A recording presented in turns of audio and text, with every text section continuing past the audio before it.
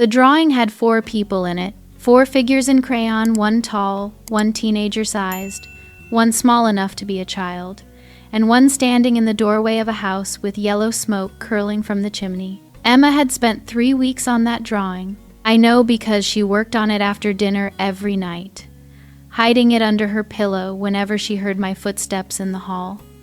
She thought she was being sneaky.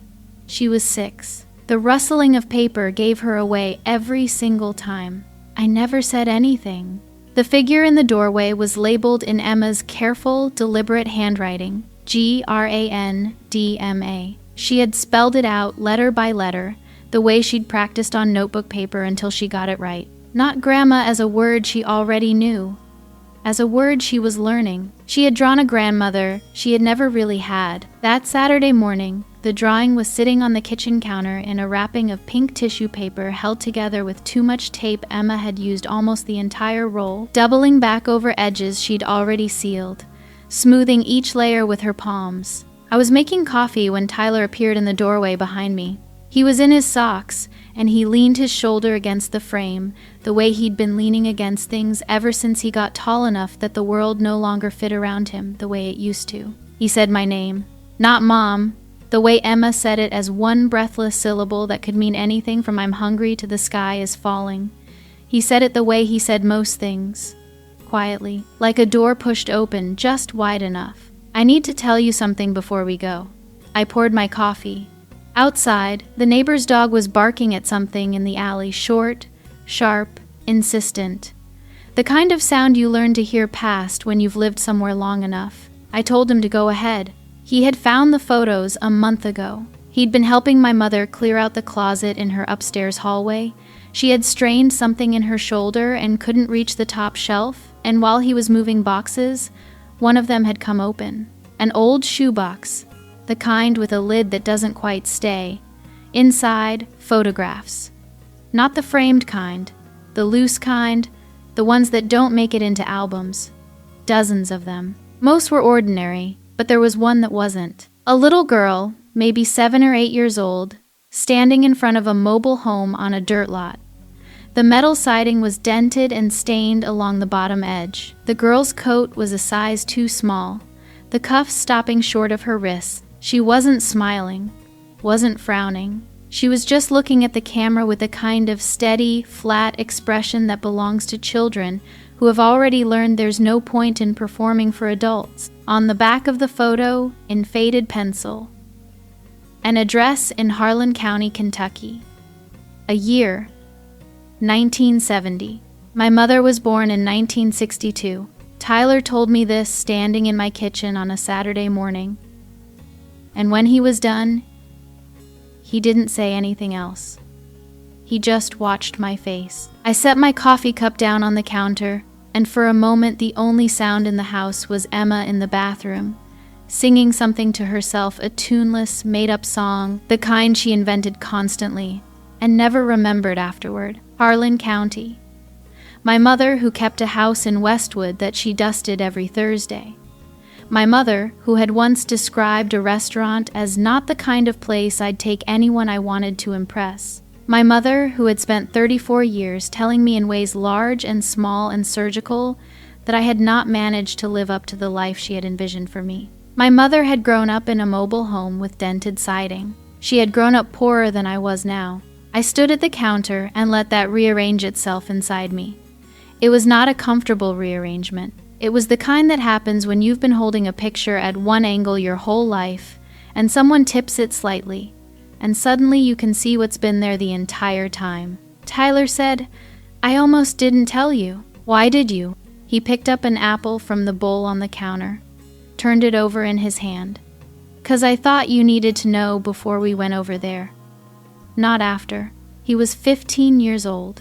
He had figured out something in 1 month that had taken me 34 years to even begin to suspect that my mother's cruelty was not about standards, not about taste, not about love expressed sideways in a language I'd simply failed to learn. It was about terror. It was about a woman who had run very far and very fast, and who could not stop running even when she was standing still. I did not cancel the dinner. I thought about it. I stood at that counter for longer than I should have, long enough for my coffee to go lukewarm, and I thought I could call and say one of the kids is sick. I could give us all another week. I could wait until I had the right words sorted out, the right way to bring this up, the right angle, but there was no right angle. There was only the truth, and the truth was that my mother had a pattern I'd been making excuses for since before Emma was born.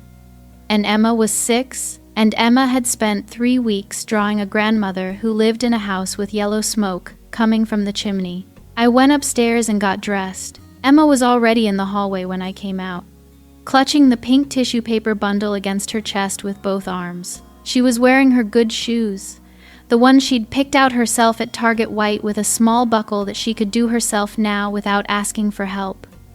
She was so proud of that buckle. "Can I give it to her as soon as we get there?" "After dinner," I said. "Let's give Grandma time to settle." Emma's nose wrinkled the way it did when she was weighing something. But what if she thinks it's something else? What if she thinks it's not for her? Tyler came down the stairs behind us, car keys in one hand because I'd started letting him drive in parking lots, a small arrangement that made him feel capable and cost me nothing. He glanced at Emma and then at me, and something passed between us that neither of us named. "She'll know it's for her," I said. We went out to the car. I backed out of the driveway and turned onto the street, and the city opened up around us the way it always did on a Saturday, unhurried, ordinary, a little gray at the edges from the October sky. Emma talked about her week. She had learned a new word at school, magnificent. She had already used it 4 times. Tyler said nothing. He watched the streets go by, his elbow on the window, and I watched him in the rearview mirror more than I watched the road. I had one goal going into that dinner. Not to fight, not to accuse, not to arrive with the shoebox photographs laid out like evidence in a case I'd been building for years. I wanted to give my mother the chance to be who she could be. One clear, honest chance, in a room where her grandchildren were sitting at the table. Whatever happened next would be her answer. I just didn't know yet that Tyler already had his own answer ready, and that he had been holding it for a month, waiting for exactly the right moment to set it down. My mother's house in Westwood was not large, but it operated on the principle that size and significance are different measurements entirely. The front walk was edged with a precision that suggested either a very steady hand or a very specific kind of anxiety. The welcome mat was new, it was always new, replaced before it could begin to look used, and the brass knocker had been polished recently enough that I could see a version of myself in it as I reached for the bell. A small, distorted Sarah, foreshortened by the curve of the brass, standing on a porch she had stood on hundreds of times and never quite felt comfortable on. My mother answered before I'd pressed the bell a second time. She was wearing a blouse. I recognized the burgundy one with the small pearl buttons, and her hair was set the way. She set it for occasions she had decided mattered. She looked at Emma first, then Tyler, then me, in that order, which was not the order a person would naturally look if they were simply glad to see their family. She opened the door wider. The house smelled like it always did. Something baking underneath, something floral, the scent of effort and presentation layered over each other until you couldn't separate them. The living room off the entryway had a sectional sofa that nobody ever sat on. It was arranged to suggest sitting rather than to invite it. "You found parking," my mother said. "On the street?" I said, "That street has gotten so crowded on weekends." She moved toward the kitchen and we followed, which was how it always went. My mother moved through her house and the house rearranged itself around her like water parting. "Tyler, you've gotten taller again." "A little," Tyler said. "You eat enough?" "Yes." Emma had drifted toward the dining room, where she could see the table had been set with the good dishes. She looked back at me with wide eyes. Emma, who ate off plates with cartoon characters, registered formal table settings, the way she registered fireworks. Dinner was chicken in a cream sauce, green beans with almonds, and rolls that had been purchased from a bakery because my mother did not bake bread. She had a firm philosophy about what was worth doing yourself and what wasn't. I had grown up learning the categories without ever fully understanding the logic behind them. We sat down. For the first several minutes, it was ordinary. Emma described her week with the enthusiasm she applied to everything, firing through the magnificent vocabulary word, a story about a boy at school who could burp the alphabet, and a detailed explanation of why her teacher's fish had died. Tyler ate steadily and said nothing, which was his default setting at my mother's table. Then my mother said, "Tyler, have you thought any more about where you want to go after high school?" "Some," he said, "because the community college isn't what it used to be. You'd want to look at 4-year schools. Your mother didn't go to a 4-year school, and that limits your options in ways you don't always see coming." I passed Emma the green beans. This was how it worked. The cuts came folded into conversation, tucked between ordinary words, so that responding to them meant stopping the whole sentence to dig out the blade, which always made you look like the one making things difficult. I had spent years answering these cuts by moving around them, changing the subject, laughing a little, offering information she hadn't asked for to fill the space before she could fill it herself. This time, I let her sentence sit there. She looked at me. I served myself the chicken. "The school district has really struggled," she said, a different cut now. "The test scores for Emma's school, I looked them up. I don't know that the arts focus is really serving the kids who need a more foundational curriculum." Emma, who had been watching me since the first cut, watched me again now. She had a child's precise antenna for tension in her mother's body. Nothing about this conversation was meant for her, but she was receiving all of it. "Emma's doing beautifully," I said. "I'm sure she is. I'm just saying there are other options. There are magnet programs." She's 6. My mother looked at me over her glass. "Planning early is a kindness, Sarah." I watched her. She had no idea what Tyler had told me that morning. She had no idea that the careful architecture of who she had presented herself to be for 62 years had, 1 month ago, been seen by a 15-year-old looking for boxes in an upstairs closet.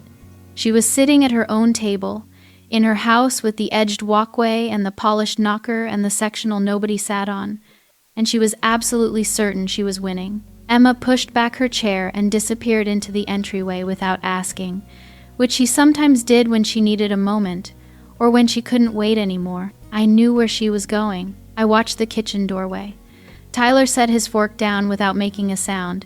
His hands went flat on either side of his plate. Whatever was about to happen, I was not going to manage it into something smaller. For the first time in 34 years, I was going to let my mother answer for herself. Emma came back holding the pink tissue bundle with both arms, the tape catching the light in irregular patches. She had redone one corner on the way in. I could see the fresh overlap, slightly crooked because she was the kind of child who noticed things coming undone and tried to fix them. She walked to my mother's end of the table. My mother's face shifted into the expression she used for gestures from children: accommodating, patient, a little distant, the way you look at something you have no framework for assigning value to. Emma set the bundle down in front of her and took a step back, her hands folding together at her waist the way they did when she was being her most careful self. "I made it for you," Emma said. "It took me a really long time." My mother looked at the tissue paper. Then she pulled at the tape delicately, the way she did everything delicately, and folded it back. The drawing, 4 figures in crayon on a piece of white cardstock. The house behind them had yellow smoke from the chimney and 2 windows with small curtains. The taller figures stood on either side of the smaller ones, and in the doorway, separate from the group, welcoming them in, was the figure Emma had spent the most time on. I could tell by the extra detail, the shading she'd attempted on the figure's clothes, the hair drawn in individual strokes. Underneath it, in large, careful letters, GRANDMA. My mother looked at it. 3 seconds. 4. The kind of silence that does not feel like thinking. Then she picked it up and placed it to the side of her plate. Not to look at it better. Not to move it somewhere safe. She set it aside the way you set aside the piece of mail you don't need to open. "Children from poverty don't call me Grandma." She said it in her dinner table voice, the one she used for discussing school districts and property values and other subjects requiring clarity. Not heated, not spiteful even, just stated. The way you state a fact about the weather. Emma's hands unfolded at her waist. Her lower lip, just the lower lip, trembled. Not a performance. A body doing something before the mind could ask it not to. She looked at me the way she looked at me when something hurt that she didn't have words for yet. I was already halfway out of my chair before I was aware of it. Tyler's hands were still flat on the table. He hadn't moved. His eyes were on my mother, and there was something in his face that I had never seen there before. Not anger, not shock, but a kind of absolute clarity, the expression of someone who already knew this was coming and had been waiting to know where exactly it would land. I opened my mouth. Tyler stood up. He didn't push back his chair. He rose from it the way water rises without drama, without announcement. He was taller than I sometimes remembered. He looked at my mother across the dinner table, and he didn't look at the drawing, and he didn't look at Emma's lip, and he didn't look at me. I saw the photos. 4 words. He said them quietly. The way he said everything, the way he had told me about the shoebox that morning, standing in our kitchen in his socks like he was simply reporting something that was already true, had been true for a long time, and he was only now getting around to saying it out loud. The room had a particular quality to it. The cream sauce cooling in the dish, the green beans, the rolls from the bakery, everything arranged precisely, the way my mother arranged everything.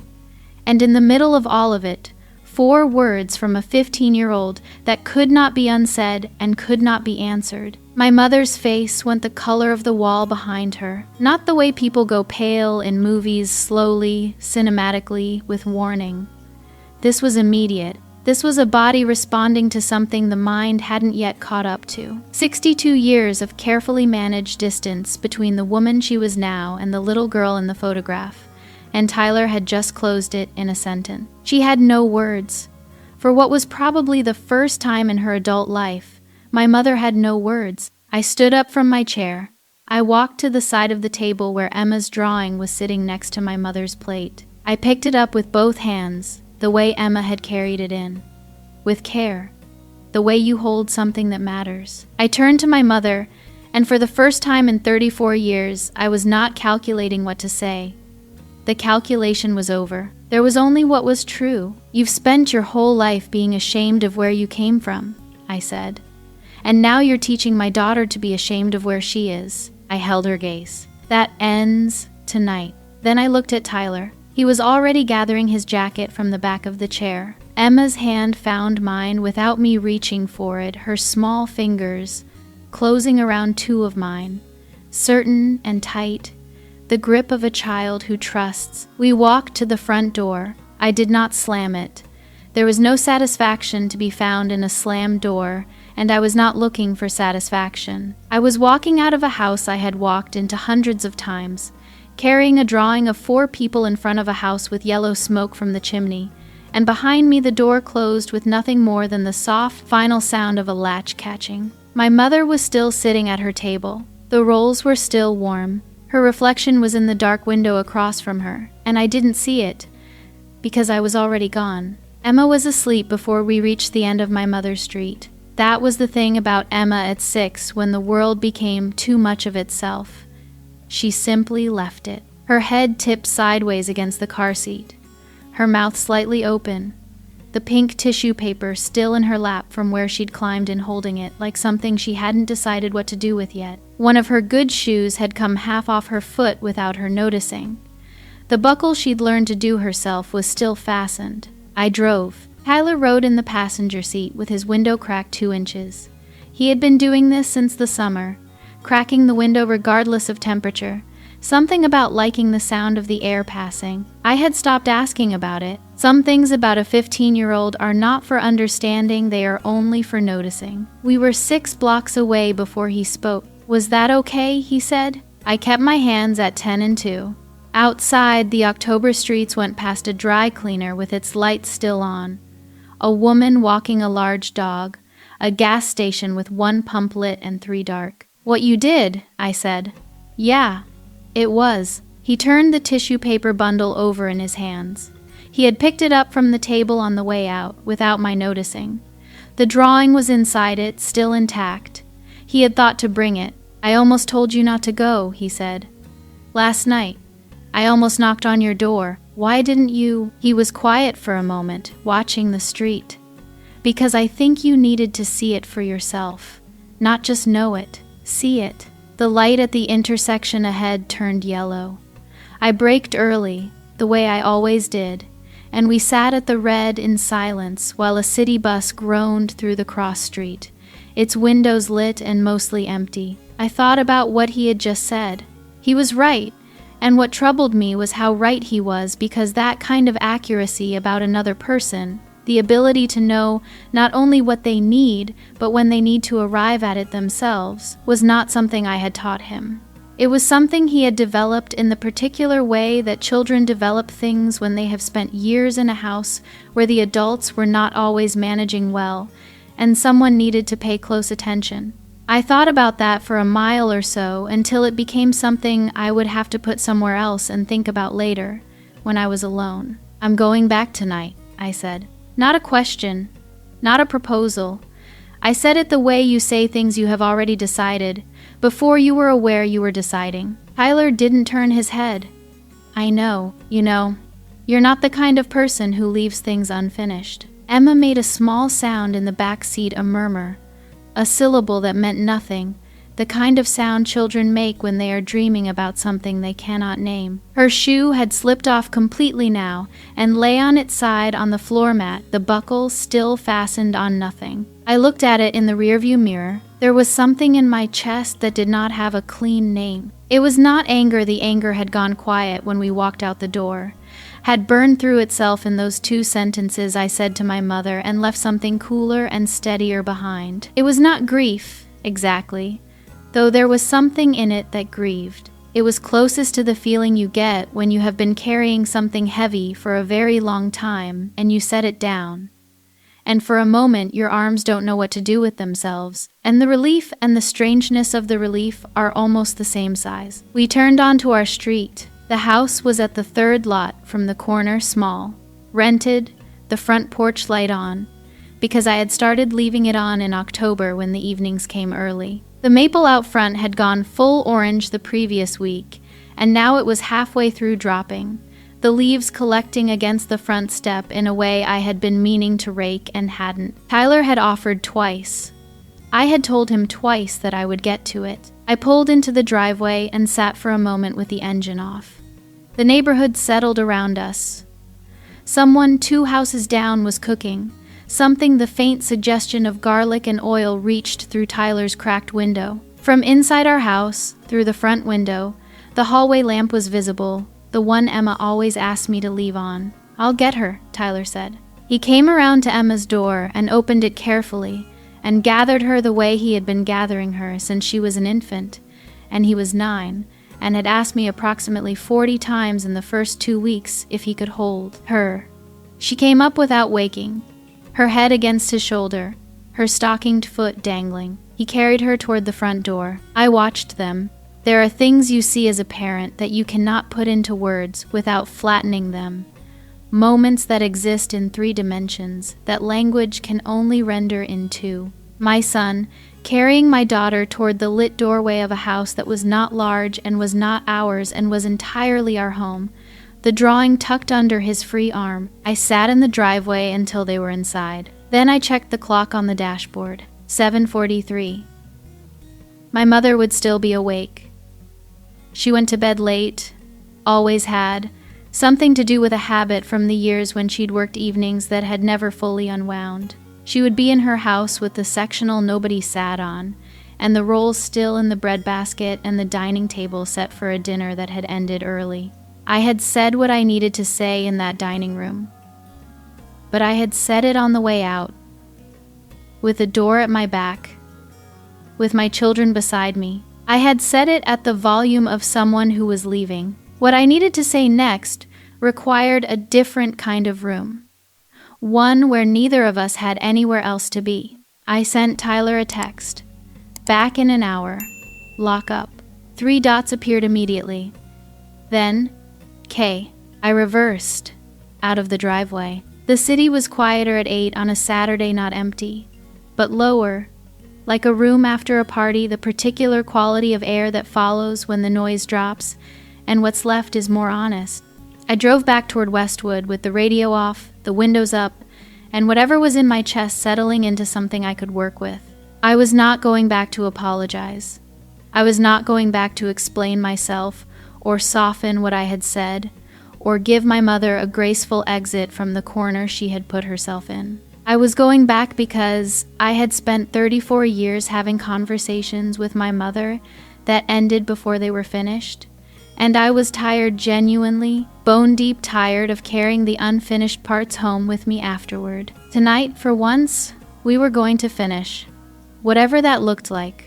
My mother's porch light was on. It was always on after dark, a habit, or a principle, something she had decided about the appearance of a house at night. I sat in the car at the curb for a moment and looked at it.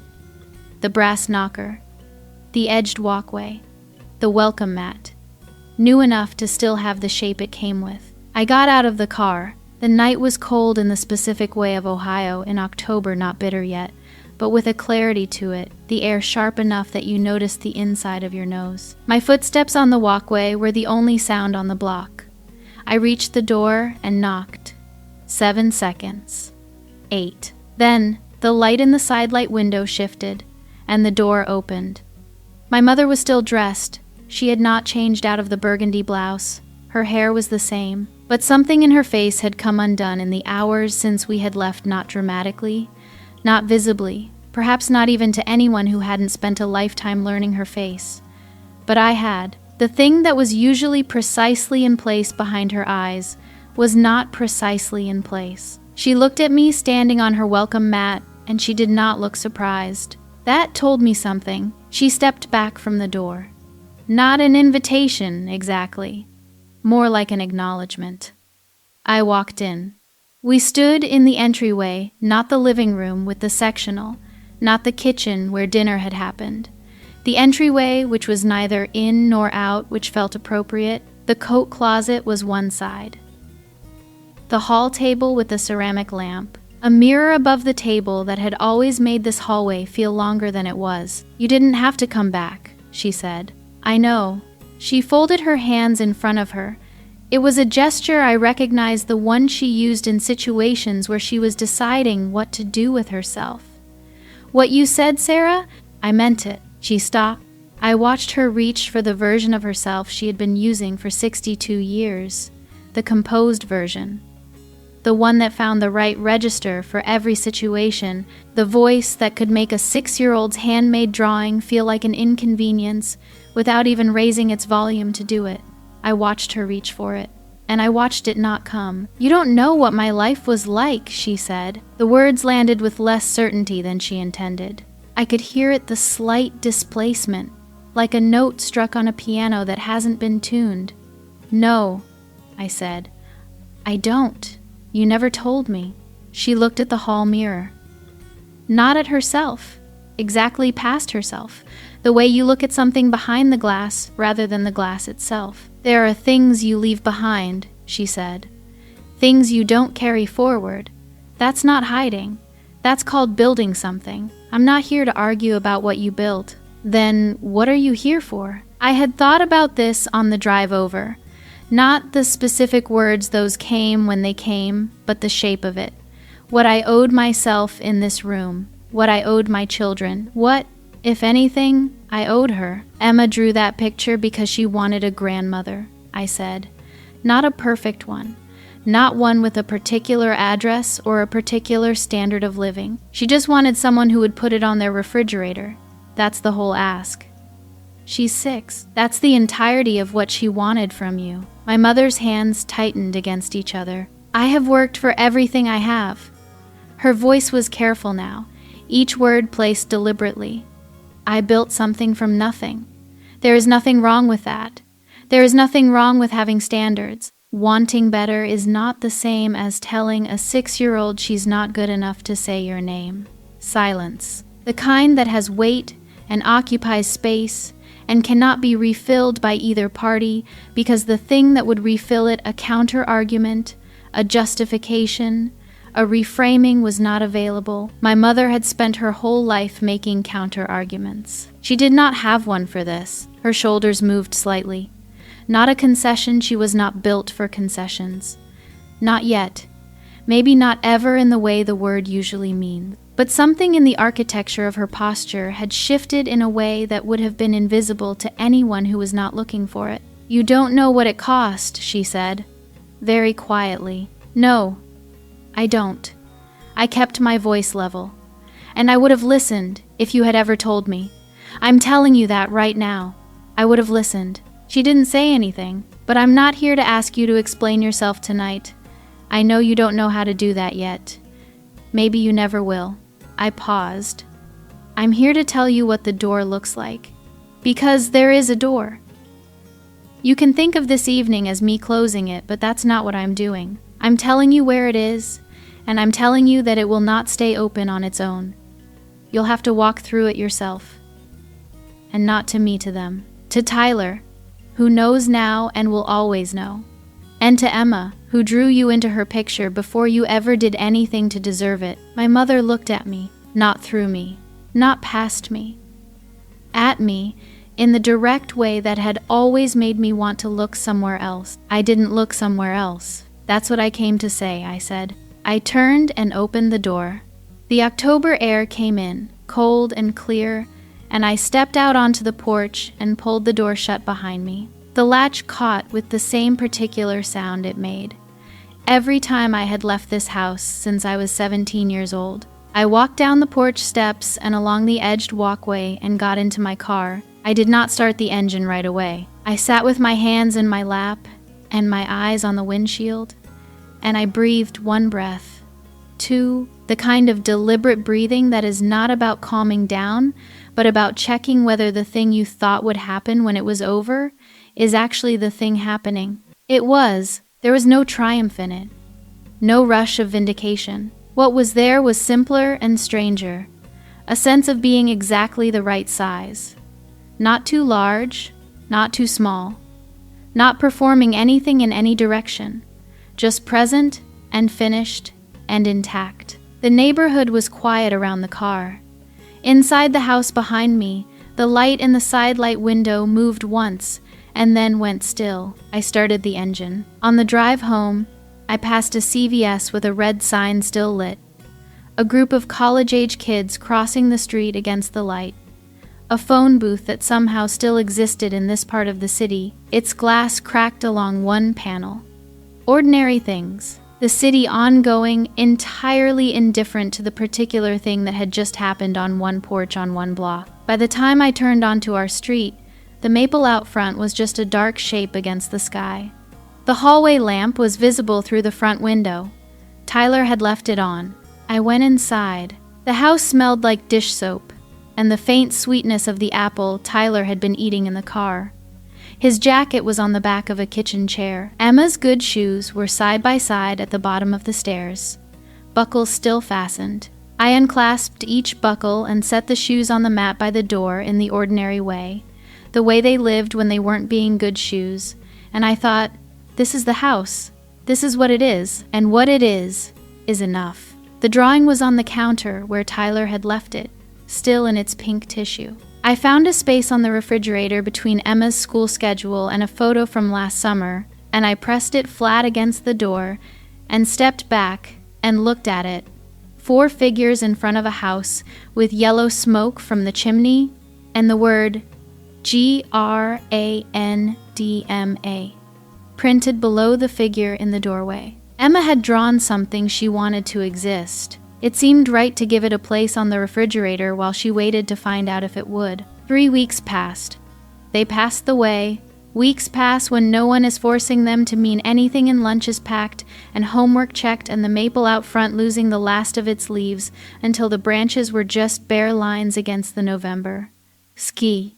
I raked them on a Sunday while Emma sat on the porch steps wrapped in a blanket, offering commentary on my technique. Tyler came out at some point and took over without being asked, the way he sometimes did things, as though he had been waiting at the edge of the task for the right moment to step in. We worked in the kind of silence that doesn't need filling. When we were done, The yard looked like a yard again. And Emma said it was the best raking she had ever seen, which was high praise from someone who had never held a rake. I taught my classes. We were doing a unit on texture, what things feel like under your hands, how you translate that onto paper. 8-year-olds pressing leaves into clay, running their fingers across sandpaper, dipping their palms in tempera paint the color of rust and harvest gold. I sat on the edge of my desk and watched them, and felt, not for the first time, that this was the part of the job nobody warned you about, how much you could love it. Not the lesson plan. The children's faces when something their hands made surprised them. The way a kid who was sure they couldn't draw would hold up a leaf print and go quiet in exactly the way people go quiet when something turns out better than expected. I stayed late 2 Tuesdays in a row prepping materials. Nobody asked me to. I just didn't want to go home to the hours between dinner and sleep, which had a particular texture of their own those 3 weeks, not sad exactly, but present. Waiting without knowing it was waiting. My mother did not call. I did not call my mother. On the 8th day, she called Margaret. I know this because Margaret called me the following week. Not to report, not to take sides, Margaret had known my mother for 30 years and had never, in all of that time, taken sides in anything more consequential than where to eat lunch. She called because she was the kind of person who could not hold something that felt important for long without it finding its way out of her. She had a capacity for concern that occasionally overrode her better judgment, and she was calling now from that place. She told me what my mother had said. She told me how my mother had framed it, the dinner, the situation, the grandchildren who had been, in my mother's telling, difficult to manage. Margaret had listened. She was a good listener. She had the kind of silence that makes people feel heard enough to keep going, which my mother had done, right through to the end, at which point Margaret had said the only thing she could think to say that was true. "Dorothy, you said that to a 6-year-old?" One sentence. She hadn't meant it as a verdict. She told me this specifically, as though worried I would think she was performing something. She had only meant it as a fact that seemed important enough to name. My mother had thanked her for listening and ended the call. Margaret said, on the phone with me, that she was sorry if she had overstepped. She said it twice. I told her she hadn't. Both times. After I hung up, I stood in the kitchen for a moment, thinking about the particular courage it takes to say one true sentence to a person who has spent their whole life making sure the people around them say agreeable things. Margaret hadn't done it out of bravery. She had done it because the sentence was sitting there, and she didn't know what else to do with it. Sometimes, that was how truth got said, not heroically, just inevitably, by someone who ran out of other options. What my mother did after that call, I couldn't know directly, but I know certain kinds of rooms. I know what it sounds like when the architecture of a house that's been built around order and correctness loses the person who's been maintaining it, even briefly, even just for an evening. I know there is a quality of silence that belongs to that kind of space, when someone sits down in it without their armor on. And I know there is a shoebox in an upstairs hallway closet in my mother's house. I know what is inside it.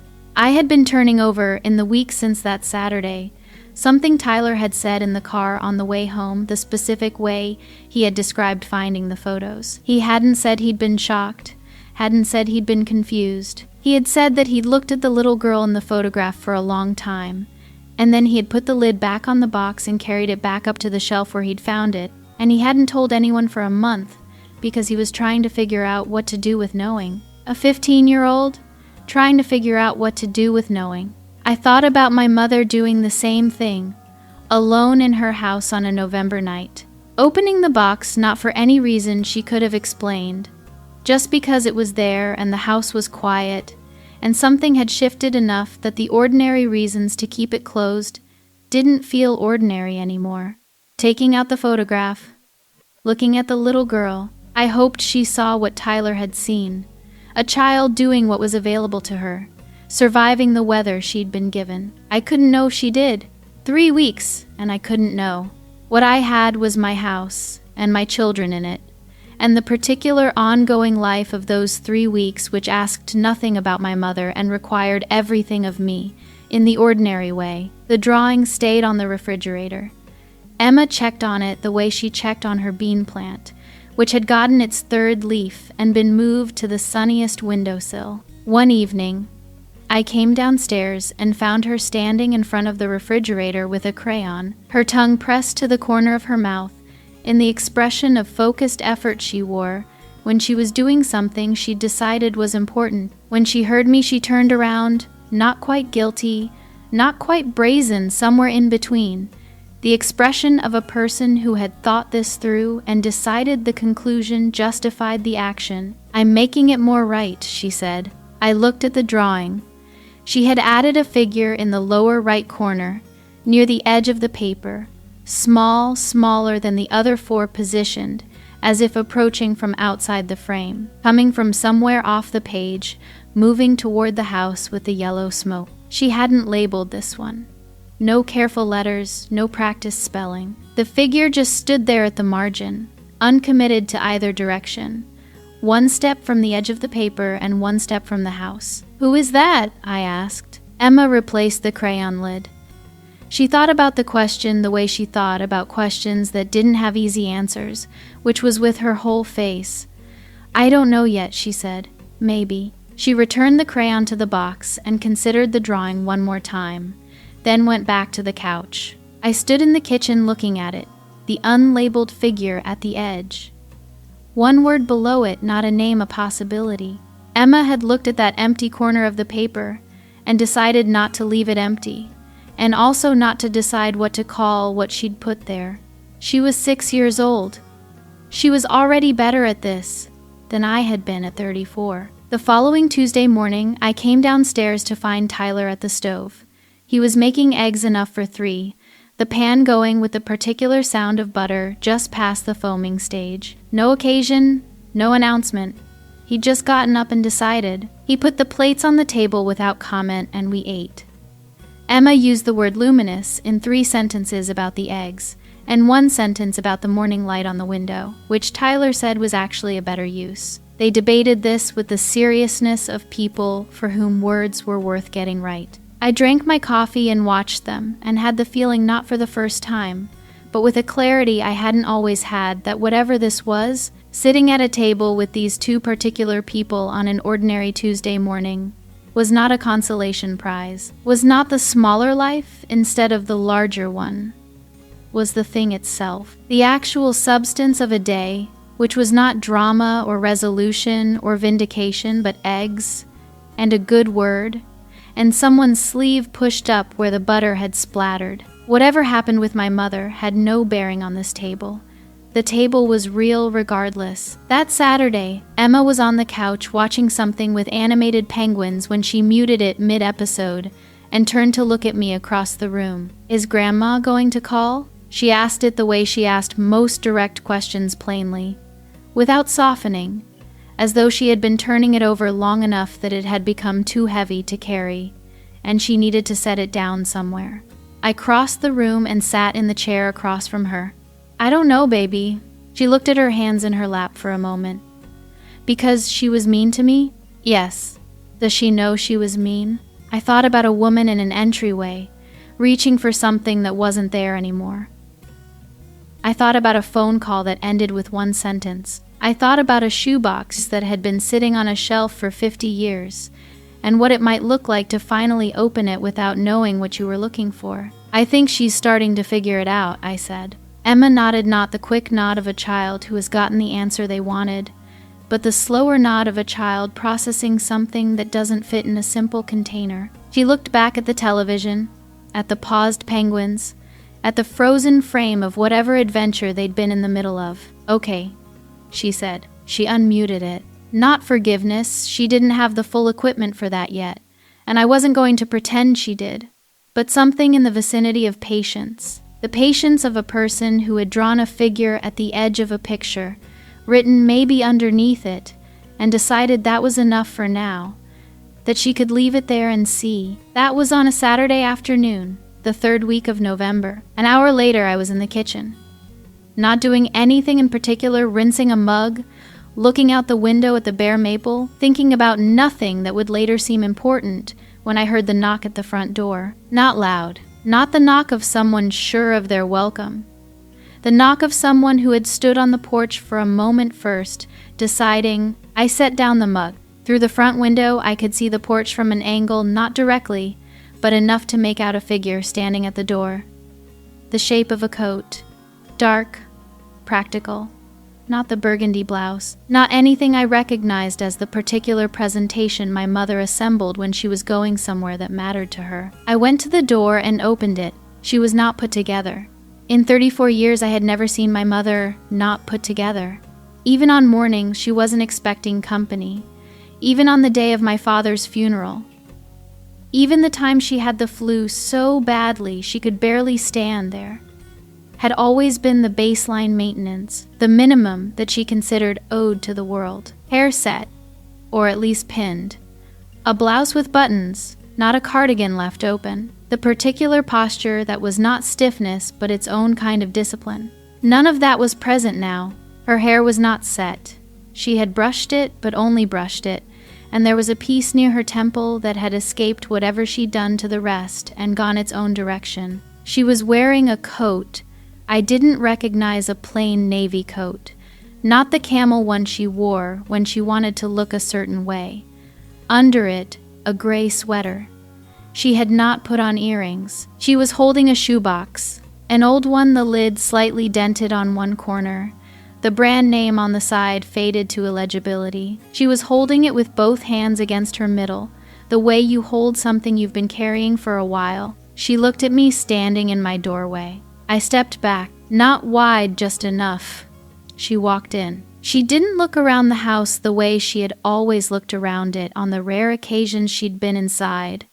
The way that took inventory of everything against some internal standard and found most of it wanting. She looked at the kitchen table. She walked to it and set the shoebox down. Her hands stayed on it for a moment, flat on the lid, as though completing some transaction with herself. Then she straightened up. "I thought Emma might like to know where I came from," she said. She set it to the table, or to the box, or to the middle space between us where the sentence needed to go. Not quite to me, not quite to herself, somewhere in the vicinity of an honest thing that required a slightly different grammar than what she was used to. I pulled out the chair across from the box and sat down. I did not say anything. I did not say it was all right, or that she didn't have to do this, or any of the things I might have said a month ago to make the air in a room easier to breathe. I just sat down and waited. She remained standing. After a moment, she reached out and took the lid off the box and set it aside.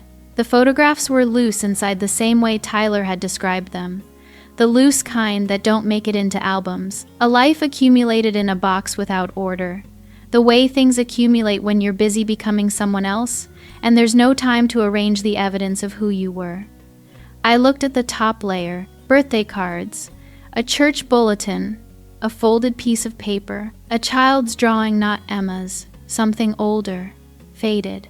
And then my mother moved 3 or 4 items aside, and the photograph was there.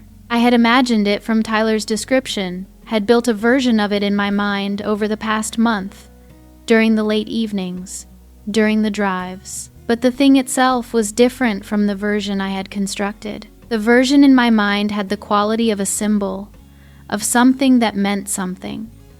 The actual photograph was just a photograph, slightly overexposed along the top edge, a little warped from time, a little girl, 7 or 8 years old, standing in front of a mobile home on a dirt lot, a coat a size too small, the metal siding of the structure behind her dented and stained, the girl looking straight at the camera with the particular expression of someone who has already decided that the camera is not going to get anything from them. It hasn't earned. My mother was recognizable in her. In the jaw and in the eyes. Mostly in the expression, the steadiness of it.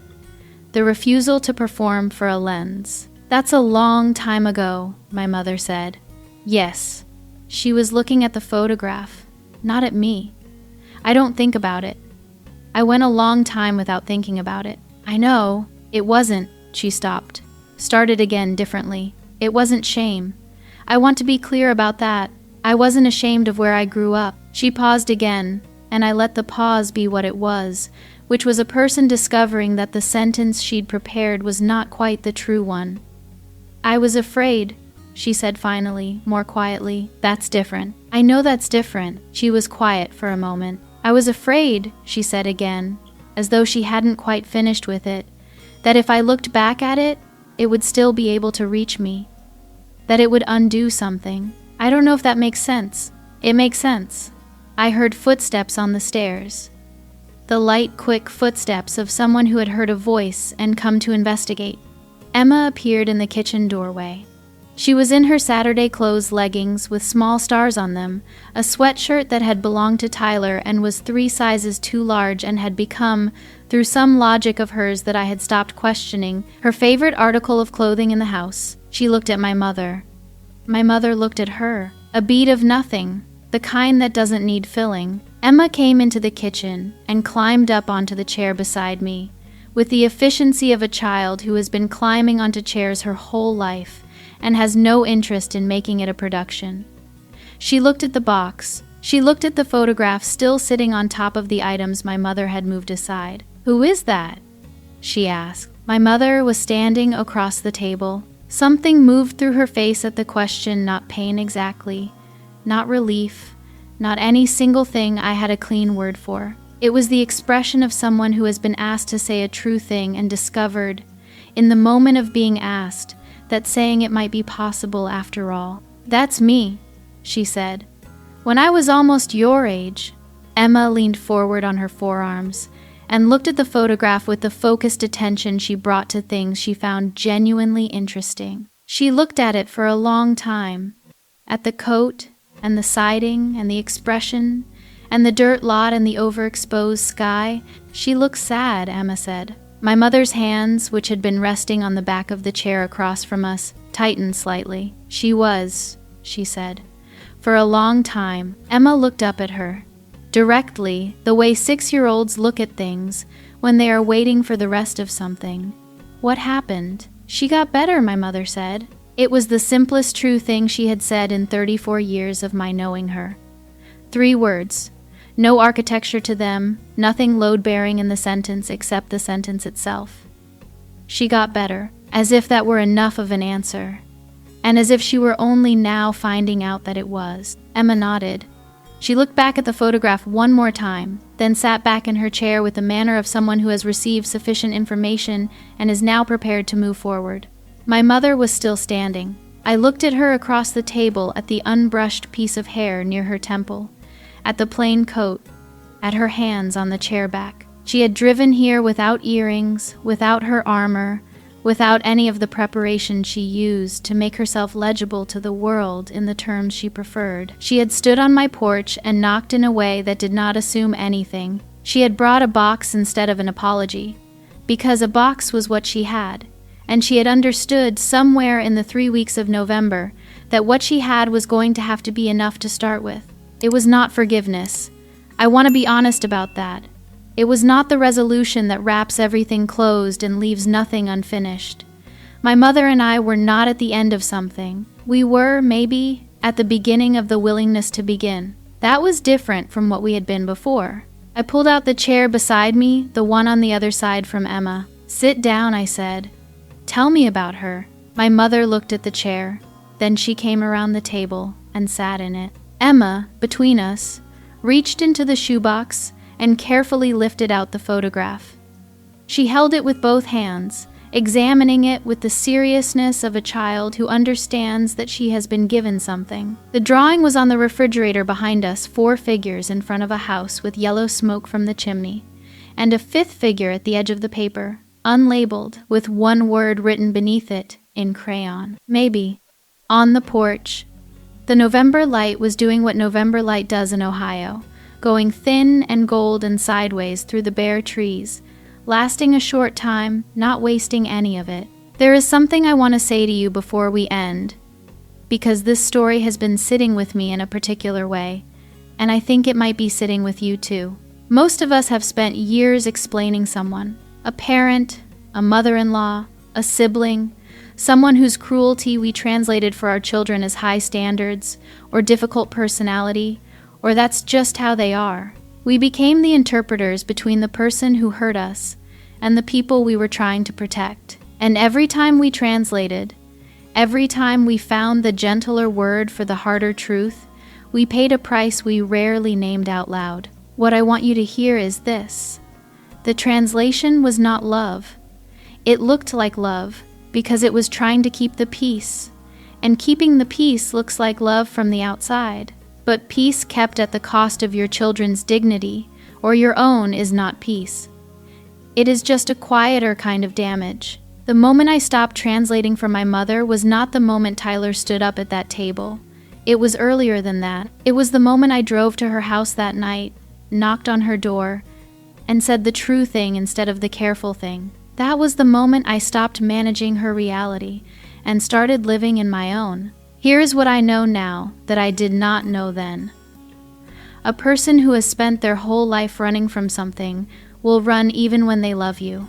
My mother's cruelty was not about me. It was not about my apartment or my choices or my children's school. It was about a little girl in a coat 2 sizes too small who decided the only way to survive was to put as much distance as possible between herself and everything that reminded her of that lot in Harlan County. She spent 60 years running, and she passed the running on to me without meaning to.